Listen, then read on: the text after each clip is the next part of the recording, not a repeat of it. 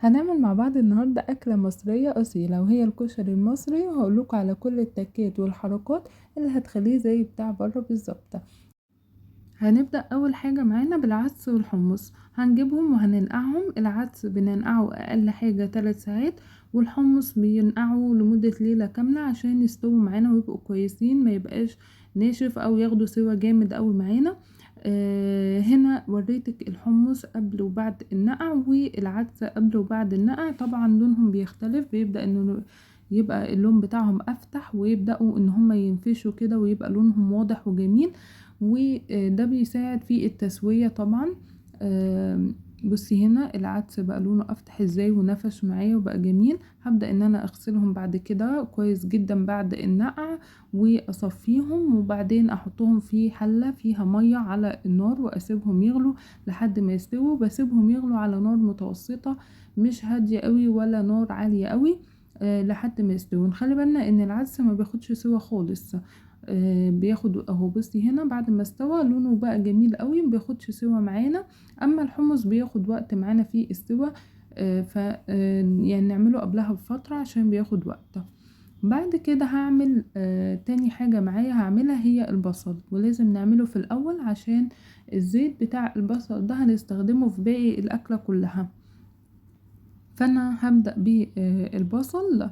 هبدأ ان انا اقطع البصل شرايح رفيعة جدا كلها نفس السوا، عشان ده مهم جدا في التسوية، ما يبقاش فيه واحدة مقرمشة وواحدة مش مقرمشة. فعشان اوصل لانهم يكونوا كلهم نفس السوا ويكونوا رفيعين خالص كده كلهم نفس الرفع، بستخدم المبشرة دي. الجزء ده من المبشرة، شايفين الجزء اللي انا بشاور عليه دون، هو ده اللي انا بستخدمه. وببدأ ان انا ابشر بيه البصل، او اقطع بيه البصل حلقات رفيعة خالص كده. لو هتقدري تعملي ده بالسكينة فعادي جدا، مفيش مشكلة.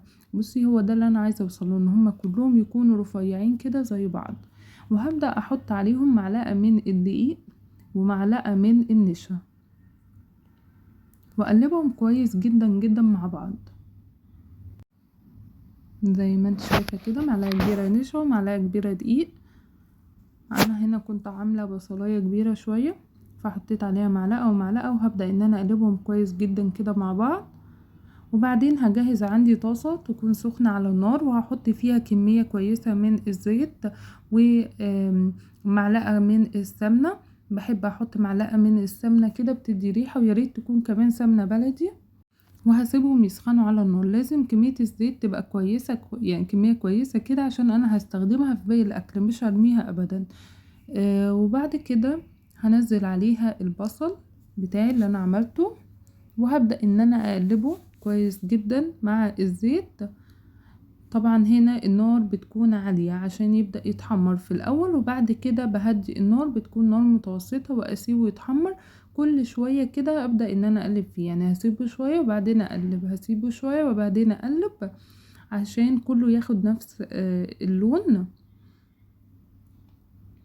هنا هو بدأ اللون بتاعي يبقى يعني ياخد اللون الذهبي اللي أنا عايزاه.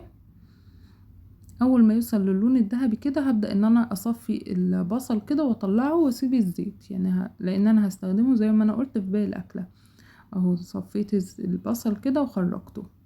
بصوا البصل لونه جميل ازاي، وكمان مقرمش اهو زي ما انتم شايفين كده، مقرمش ولونه جميل جدا. هنا بقى هوريكم انه في واحدة اهي، شايفين دي كانت اتخن شوية من الباقي، فما ما استوتش زيهم او ما اخدتش نفس اللون بتاعهم. عشان كده قلت ضروري ان هم كلهم يبقوا نفس الايه التقطيع او نفس الرفع يعني. هبدأ بعد كده اجهز الصلصة بتاعتي. طبعا هحط في الخلاط طماطم ومية عشان اجهز عصير الطماطم، وهستخدم الزيت اللي انا قليت فيه البصل. هحط حبة من الزيت وعليهم حبة من الثوم، طبعا 3 فصوص ثوم كده حلوين. وهبدأ ان انا اقلب الثومة بتاعتي لحد ما تدبل وتاخد لون اصفر كده في زيت البصل عادي جدا، من غير بقى ما تصفيه ولا اي حاجة، ناخد كل البهاريس اللي فيه كده يعني. بعد كده هبدأ انزل بالصلصة بتاعتي، وهسيب بعد كده الصلصة بتاعتي تغلي على نار عالية في الاول، وبعد كده هبدأ اهدي النار خالص واسيبها تتسبك مع بعض. طبعا انا حطيت هنا كمون وكزبرة ناشفة وملح ومعلقة صغيرة من الخل، وهبدأ اسيبهم يتسبكوا كده مع بعض لغاية ما الصلصة بتاعتي تتقل كده وتتسبك وتاخد اللون الجميل اللي احنا شايفينه ده. بعد كده هبدأ بقى اعمل المكرونة. هجيب مكرونة طويلة هقطعها لأربع، يعني المكروناية الواحدة تتقطع لأربع أجزاء، يعني فاهميني؟ همسك الحبة كده من المكرونة الطويلة هقطعها لأربع أجزاء لأن عايزاها الحجم ده بالظبط.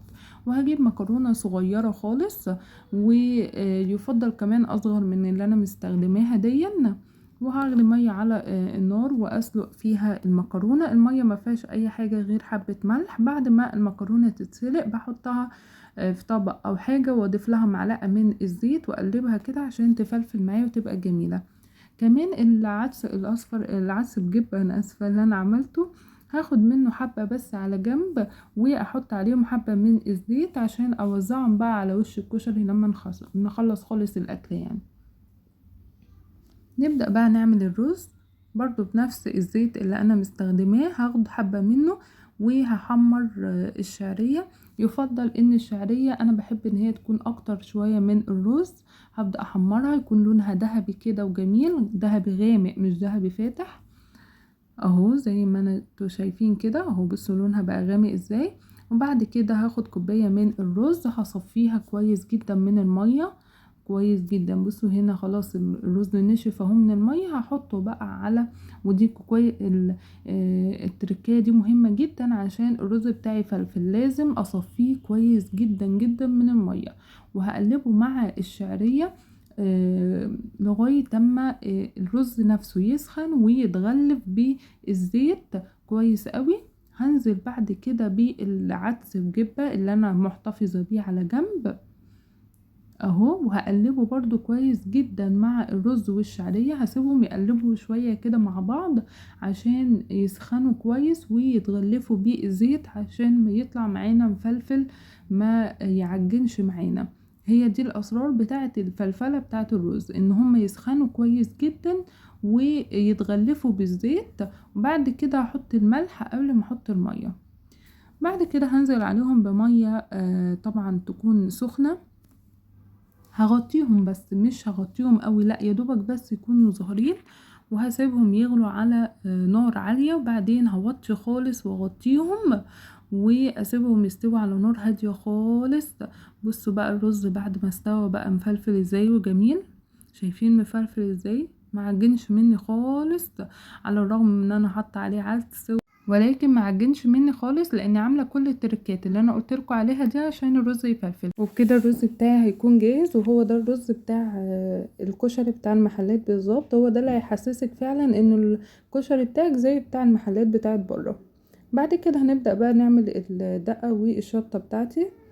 اول حاجه هنحتاجها هي ربع كوبايه من الخل، ونص كوبايه من الميه المغليه، وعصره من الليمون، وفصين من الثوم المفروم.